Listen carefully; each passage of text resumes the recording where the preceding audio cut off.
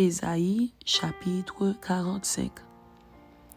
Ainsi parle l'Éternel à son oint, à Cyrus, qu'il tient par la main, pour terrasser les nations devant lui, et pour relâcher la ceinture des rois, pour lui ouvrir les portes, afin qu'elles ne soient plus fermées. Je marcherai devant toi, j'aplanirai les chemins montueux, je romprai les portes d'airain, et je briserai les verrous de fer. Je te donnerai des trésors cachés, des richesses enfuies, afin que tu saches que je suis l'Éternel qui t'appelle par ton nom, le Dieu d'Israël.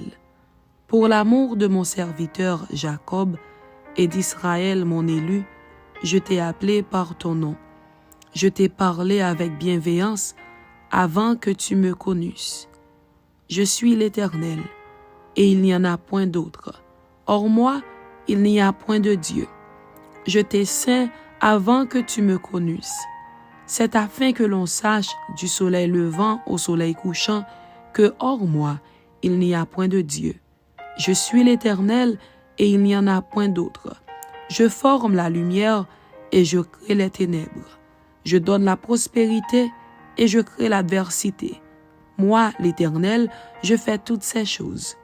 Que les cieux répandent d'en haut et que les nuées laissent couler la justice. Que la terre s'ouvre, que le salut y fructifie, et qu'il en sorte à la fois la délivrance. Moi, l'Éternel, je crée ces choses. Malheur à qui conteste avec son Créateur. Vase parmi des vases de terre. L'argile dit-elle à celui qui la façonne, « Que fais-tu » et ton œuvre, il n'a point de main. Malheur à qui dit à son père, « Pourquoi m'as-tu engendré » et à sa mère, « Pourquoi m'as-tu enfanté » Ainsi parle l'Éternel, le Saint d'Israël et son Créateur. Veut-on me questionner sur l'avenir, me donner des ordres sur mes enfants et sur l'œuvre de mes mains? C'est moi qui ai fait la terre et qui sur elle ai créé l'homme. C'est moi. Ce sont mes mains qui ont déployé les cieux, et c'est moi qui ai disposé toute leur armée. C'est moi qui ai suscité Cyrus dans ma justice, et j'aplanirai toutes ses voies. Il rebâtira ma ville et libérera mes captifs, sans rançon ni présent, dit l'Éternel des armées. Ainsi parle l'Éternel. Les gains de l'Égypte et les profits de l'Éthiopie, et ceux des Sabéens à la taille élevée, passeront chez toi et seront à toi. Ces peuples marcheront à ta suite, ils passeront enchaînés, ils se prosterneront devant toi et te diront en suppliant, c'est auprès de toi seulement que se trouve Dieu, et il n'y a point d'autre Dieu que lui. Mais tu es un Dieu qui te cache, Dieu d'Israël, Sauveur. Ils sont tous honteux et confus, ils s'en vont tous avec ignominie. Les fabricateurs d'idoles. C'est par l'Éternel qu'Israël obtient le salut, un salut éternel. Vous ne serez ni honteux ni confus, jusque dans l'éternité. Car ainsi parle l'Éternel, le Créateur des cieux, le seul Dieu qui a formé la terre, qui l'a faite et qui l'a affermie, qui l'a créée pour qu'elle ne fût pas déserte, qui l'a formée pour qu'elle fût habitée. Je suis l'Éternel, et il n'y en a point d'autre. Je n'ai point parlé en cachette, dans un lieu ténébreux de la terre. Je n'ai point dit à la postérité de Jacob, cherchez-moi vainement. Moi, l'Éternel, je dis ce qui est vrai, je proclame ce qui est droit. Assemblez-vous et venez, approchez ensemble, réchappez des nations. Ils n'ont point d'intelligence, ceux qui portent leur idole de bois, et qui invoquent un Dieu incapable de sauver. Déclarez-le et faites-les venir, qu'ils prennent conseil les uns des autres. Qui a prédit ces choses dès le commencement et depuis longtemps les a annoncées? N'est-ce pas moi, l'Éternel?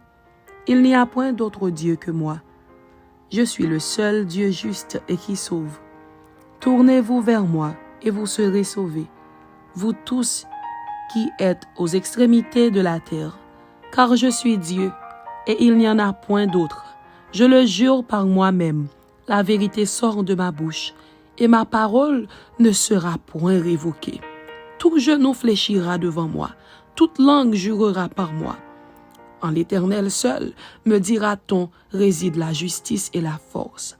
À lui viendront pour être confondus tous ceux qui étaient irrités contre lui. Par l'Éternel seront justifiés et glorifiés tous les descendants d'Israël.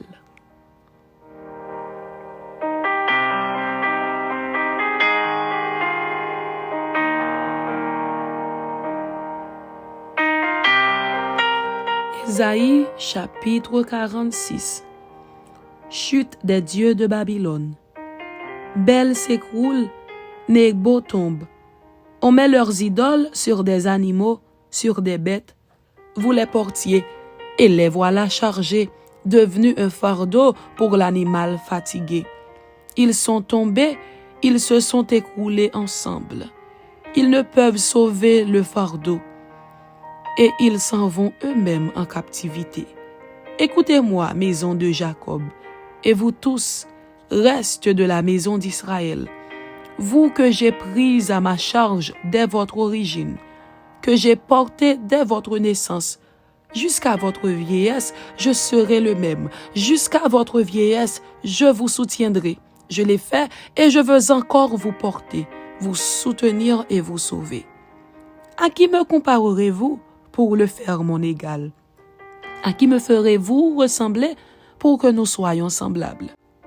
Ils versent l'or de leur bourse et pèsent l'argent à la balance. Ils paient un orfèvre pour qu'il en fasse un dieu. Et ils adorent et se prosternent. Ils le portent, ils le chargent sur l'épaule. Ils le mettent en place et il y reste. Il ne bouge pas de sa place. Puis on crie vers lui, mais il ne répond pas. Il ne sauve pas de la détresse. Souvenez-vous de ces choses et soyez des hommes. Pécheurs, rentrez en vous-même. Souvenez-vous de ce qui s'est passé dès les temps anciens, car je suis Dieu et il n'y en a point d'autre. Je suis Dieu et nul n'est semblable à moi. J'annonce dès le commencement ce qui doit arriver et longtemps d'avance ce qui n'est pas encore accompli. Je dis, mes arrêts subsisteront et j'exécuterai toute ma volonté. C'est moi qui appelle de l'Orient un oiseau de proie, d'une terre lointaine un homme pour accomplir mes desseins. Je l'ai dit et je le réaliserai. Je l'ai conçu et je l'exécuterai. Écoutez-moi, gens endurcis de cœur, ennemis de la droiture. Je fais approcher ma justice, elle n'est pas loin, et mon salut, il ne tardera pas. Je mettrai le salut en Sion, et ma gloire sur Israël. Amen. C'était Ésaïe chapitre 45 et Ésaïe chapitre 46. Que Dieu vous bénisse. Amen.